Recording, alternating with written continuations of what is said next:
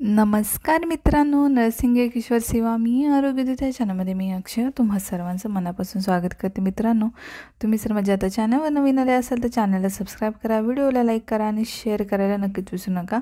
तर आजच्या व्हिडिओमध्ये आपण बघणार role of nurse in material management. तर तुम्हाला काही क्वेरीज असेल, मी काय सांगते ते ऐका, ठीक आहे.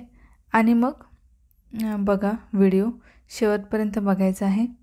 तर आपण रिसर्च मॅनेजमेंट GNM थर्ड इयरचा हा इम्पॉर्टंट क्वेश्चन आहे आपण बघणार आहोत. Role of nurse in material management. बऱ्याच लोकांना तक्रार असेल की हँडरायटिंग कळत नाही आहे किंवा काय, तर ऐका, तुम्हाला कळून जाईल मी काय सांगते ते. तुम्ही तुमच्या मनाचं पण ह्याच्यामध्ये हे मुद्दे घेऊन छानपैकी लिहू शकता, ठीक आहे.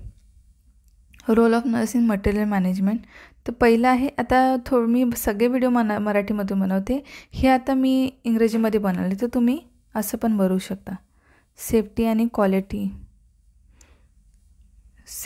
क्वालिटी मटेरियल असं पण लिहू शकता. मी जे इंग्रजीमध्ये लिहिलं तुम्ही मराठीमध्ये लिहा. जर तुम्हाला काही इश्यू असेल तर तुम्ही तसंही लिहू शकता. फक्त आपल्याला असल्याशी मतलब आहे, जे तुम्हाला मुद्देसूद असलं पाहिजे.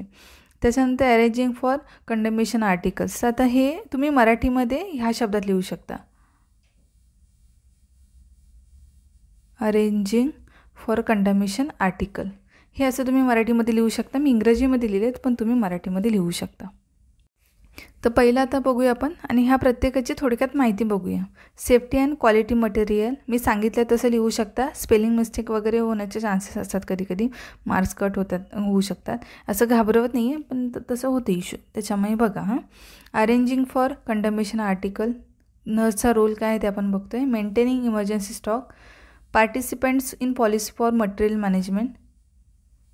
Participant in policy for material management हे तुम्ही शब्दामध्ये लिहू शकता, म्हणजे आपण मराठीमध्ये लिहू शकता. Maintaining inventory and stock of items and supplies. Maintaining inventory and stock of item supplies. Arranging and assisting audit of material. Arranging and assisting audit of material. Ensure adequate flow supply of necessary. Ensure adequate flow supply of necessary. तर हे त्याच्यामध्ये आता प्रत्येकाची थोडक्यात माहिती बघूया. Safety and quality मटेरियलमध्ये आपल्या हॉस्पिटलमध्ये जे हत्यारे आणि वस्तू जे आहेत त्यांना सेफ्टी आणि क्वालिटीला मॉनिटर करणे. आपल्या हॉस्पिटलमध्ये जे हत्यारे किंवा वस्तू ज्या आहेत त्यांच्या सेफ्टीला मी काय सांगते ते ऐका आणि नोट्स पण काढू शकता. सेफ्टी आणि क्वालिटीला मॉनिटर करणे. त्यानंतर दुसरं आहे arranging for condemnation article. Arranging for condemnation articles म्हणजे काय, तर खराब झालेल्या आर्टिकलच्या वस्तू आहेत त्यांची यादी तयार करणे आणि त्यानंतर ते डिस्कार्ड करणे. म्हणजे खराब झालेल्या नको असलेल्या ज्या वस्तू आहेत त्यांची काय करायची, यादी तयार करायची आणि डिस्कार्ड करायचं आहे. मेंटेनिंग इमर्जन्सी स्टॉक म्हणजे आपल्याकडे इमर्जन्सी स्टॉक असला पाहिजे. क्रिटिकल कंडिशनमध्ये पळापळ करण्याची गरज पडत नाही. इमर्जन्सी स्टॉक म्हणजे काय, तर आपल्याकडे जेव्हा इमर्जन्सी जो हॉस्पिटलमध्ये लागणारा स्टॉक आहे तो इमर्जन्सी स्टॉक आहे, तो आपल्याकडे असला पाहिजे. म्हणजे काय, इमर्जन्सी लागलं, इमर्जन्सी पेशंट आलं तर मग पळापळ करण्याची गरज पडू नये, आपल्याकडे तो असला पाहिजे. त्यानंतर participant in policy for material management. Participant in policy for material management म्हणजे काय, जेवढ्या पण पॉलिसी मटेरियल मॅनेजमेंटसाठी होतात ते सर्वांमध्ये पार्टिसिपेट करणे. त्यामुळे त्या वस्तूंसंबंधित डाटा अपडेट राहील, ठीक आहे. म्हणजे जेवढ्या पण पॉलिसी मटेरियल मॅनेजमेंट घेतात, पॉलिसी घेतल्या जातं मॅनेजमेंटचं, त्या सर्वांमध्ये पार्टिसिपेट करणं, ज्यामुळे काय होतं, वस्तूसंबंधित जो डेटा आहे तो अपडेट राहील. त्यानंतर मेंटेनिंग इन्व्हेंटरी आणि stock of items and supply.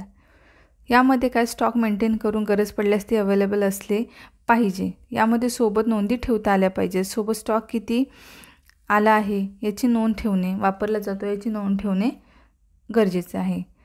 Arranging आणि असिस्टिंग ऑडिट ऑफ मटेरियल. जेवढे पण आर्टिकल्स त्यांना अरेंज करून ऑडिटच्या अगोदर असिस्ट करणे, सर्व मटेरियल मॅनेजमेंट अरेंज करणे, ठीक आहे. म्हणजे काय, arranging and assisting audit of material म्हणजे जेवढे पण आर्टिकल्स आहेत, जे इन्स्ट्रुमेंट आहेत, वस्तू आहेत, त्यांना काय करायचं आहे, अरेंज करून ऑडिटच्या अगोदर असिस्ट करणे, सर्व मटेरियल म्हणजे आहे ते अरेंज करून ठेवणे. ऑडिटच्या आधी जे ऑडिट असतो तेव्हा सगळं अरेंज असलं पाहिजे. तर अशा प्रकारे हा तुम्हाला कळालं असेल, थोडंसं तुम्हाला इश्यू होऊ शकतो हँडरायटिंगचा, तर मी सांगितले ते ऐका, म्हणजे तुम्हाला कळून जाईल. पूर्ण व्हिडिओ बघितलात की तुम्हाला समजेल. तर अशा प्रकारे हा होता आजचा video, role of nurse in material management. लवकरच भेटणार आहोत आपण. हे कारण हे इमर्जन्सीमध्ये तुमच्यासाठी नोट्स बनवल्यात. हा इम्पॉर्टंट क्वेश्चन आहे, विचारला जातो, बऱ्याचदा विचारला जातो, त्याच्यामुळे मटेरियल मॅनेजमेंटचं. तर भेटू आपण लवकरच पुढच्या व्हिडिओमध्ये. तोपर्यंत काळजी घ्या, मस्त राहा, स्वस्थ राहा. धन्यवाद.